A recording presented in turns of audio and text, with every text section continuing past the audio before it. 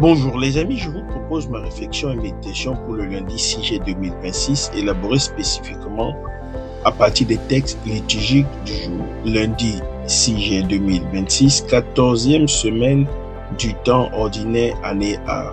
Première lecture, je vais l'attirer au désert et je lui parlerai cœur à cœur. Osée 2, 16, 17c, 18, 21, 22. Psaume 144, 145, 2, 3, 4, 5, 6, 7, 8, 9. Le Seigneur est tendresse et pitié, lent à la colère et plein d'amour. L'évangile du jour, toi t'as sauvé, va en paix. Matthieu 9, 18, 26. J'ai intitulé mon partage Le désert de l'amour et la guérison de la foi. Nous entamons la 14e semaine du temps ordinaire. Ce lundi, la liturgie nous offre deux textes qui parlent de l'amour fidèle de Dieu et de la foi qui sauve.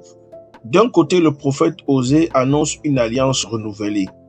Dieu dit à son peuple infidèle, « Je vais l'attirer au désert et je lui parlerai cœur à cœur. » Il promet de faire de la vallée d'Accord une porte d'espérance. Il fiancera son peuple à lui pour toujours dans la justice et l'amour. De l'autre côté, l'évangile de Matthieu nous montre deux guérisons entrelacées. Le chef de la synagogue, Jaïr, dont la fille vient de mourir, supplie Jésus de venir lui imposer les mains. Et une femme qui souffre d'hémorragie depuis 12 ans touche la frange du vêtement de Jésus et est guéri. Jésus lui dit, ta foi t'a sauvé. Arrivé à la maison, il ressuscite la jeune fille. Pour nous qui servons le droit et la justice, ces deux textes sont une leçon. Dieu nous attire au désert pour nous parler cœur à cœur et renouveler son alliance. Et la foi, même humble, touche la puissance de guérison du Christ. Le livre d'Osée est un chant d'amour. Le prophète décrit l'infidélité d'Israël comme une épouse adultère. Mais Dieu, l'époux blessé, ne renonce pas. Il promet de l'attirer au désert, ce lieu de rencontre et de purification. Là, il lui parlera cœur à cœur, comme à l'époque de l'Exode. La vallée d'Accord, lieu du péché d'Akan, deviendra une porte d'espérance. Dieu fiancera son peuple à lui pour toujours dans la justice, le droit, la tendresse et l'amour. Pour nous, professionnels du droit, cette parole est une promesse. Nous avons tous des déserts, des moments de sécheresse, d'échec, de solitude. Dieu nous y attire pour nous donner un cœur à cœur. Il ne nous abandonne pas dans nos infidélités. Il veut renouveler son alliance avec nous. Il nous fiance à lui dans la justice et l'amour. Notre travail de justice peut être une réponse à cet amour. Nous sommes appelés à être des fiancés fidèles, à rendre une justice qui soit un acte d'amour. L'évangile de Matthieu nous montre la puissance de la foi.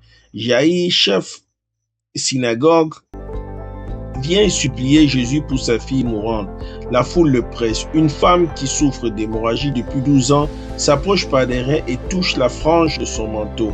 Elle pense, si je parviens seulement à toucher son vêtement, je serai guérie. Jésus se retourne, la voit et lui dit, aie confiance ma fille, ta foi t'a sauvée. Elle est guérie à l'instant. Puis Jésus arrive chez Jaïr, chasse la foule en pleurs, prend la main de la jeune fille et elle se lève.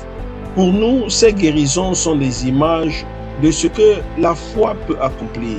La femme hémorroïque, impure selon la loi, n'a pas le droit de toucher Jésus, mais sa foi est plus forte que la loi. Elle touche la frange, elle est guérie. L'hémorragie, c'est l'injustice qui saigne, la corruption qui épuise. La foi en Jésus arrête l'hémorragie. Jaïr, malgré la mort, croit que Jésus peut sauver sa fille. Sa foi est récompensée. Dans nos métiers du droit, nous sommes comme Jaïr et la femme hémorroïque.